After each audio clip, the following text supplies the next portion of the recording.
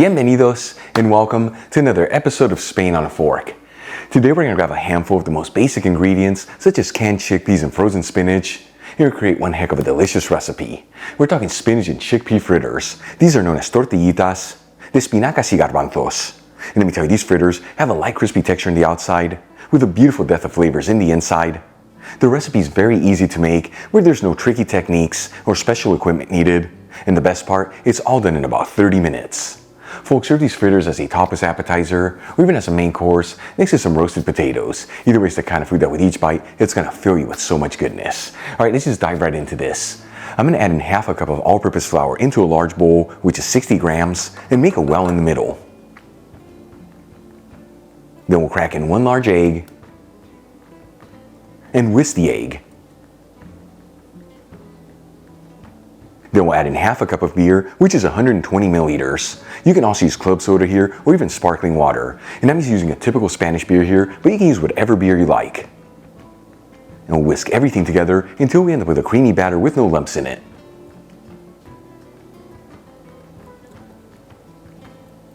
Then we'll add in one shallot that's been finely chopped. Finely grate in one large clove of garlic. As always, if you don't have a grater, you can just finely mince it. And season with half a teaspoon of sweet smoked Spanish paprika, which is 1.25 grams, and half a teaspoon of ground cumin, which is 1.5 grams. And we'll give it a mix until it's well mixed together.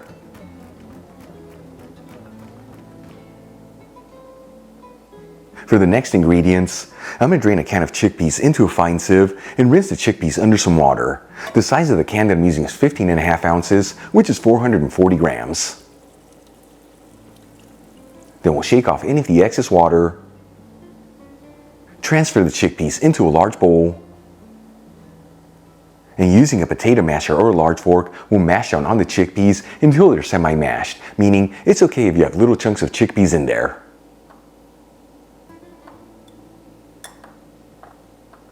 And then we'll add the mashed chickpeas into the bowl with the batter. And for the final ingredient to add into the batter, I've got 8 ounces of frozen spinach in a colander, which is 225 grams. And I did thaw out the spinach overnight. Using the back of a wooden spoon, I'm going to push on the spinach to remove any of the excess water in the spinach. Then we'll add the spinach into the bowl with the chickpeas in the batter, and season everything with sea salt and freshly cracked black pepper. And we'll give it a mix until everything's well mixed together.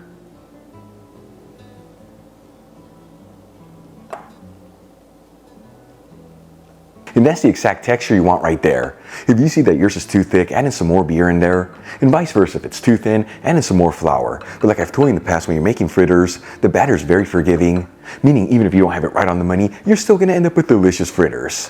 For the next step, let's start cooking them up. I'm going to heat a large fry pan with a medium heat, and add a quarter cup of extra virgin olive oil, which is 60 milliliters. Important to use the good stuff here, as this is what truly flavors the fritters. Link where you can get the Spanish one I'm using in the description box below. After a couple minutes, we'll start adding in spoonfuls of the batter. And you want to make sure that all the fritters are in a single layer and evenly spaced out.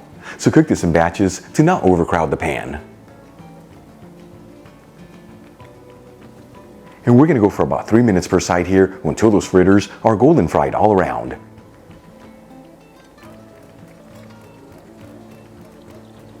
And as you finish each batch, transfer the fritters into a dish with some paper towels.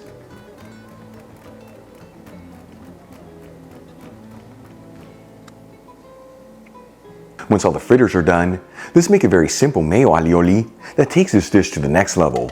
I'm going to add in 2 cloves of garlic that I roughly chopped into a mortar, along with a quarter teaspoon of saffron threads, which is 0.17 grams. Link where you can get the Spanish golden saffron I'm using in the description box below. And a pinch of sea salt.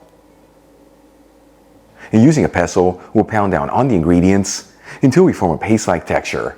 If you don't have a mortar and pestle, you can also use a food processor here, stand-up blender, or even a NutriBullet. Then we'll add in half a cup of mayonnaise, which is 120 grams. Squeeze in 1 teaspoon of fresh lemon juice, which is 5 milliliters. And drizzle in 1 tablespoon of extra virgin olive oil, which is 15 milliliters. Then we'll season with a kiss of sea salt and freshly cracked black pepper. And we'll give it a whisk until we end up with a beautiful creamy sauce. Then we'll transfer the alioli into a serving dish and decorate the fritters around it.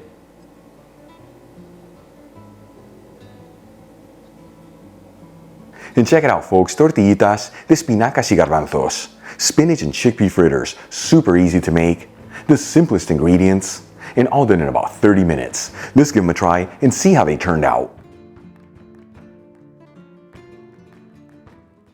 Once again, folks, tortillitas de espinacas y garbanzos. Look how beautiful this is. Here we go.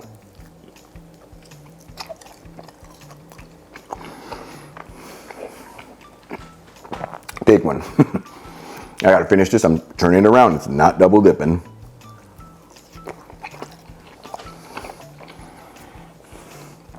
Food for the soul right there. That is absolutely delicious. And the fritters are light and crispy on the outside. The inside, so many great flavors.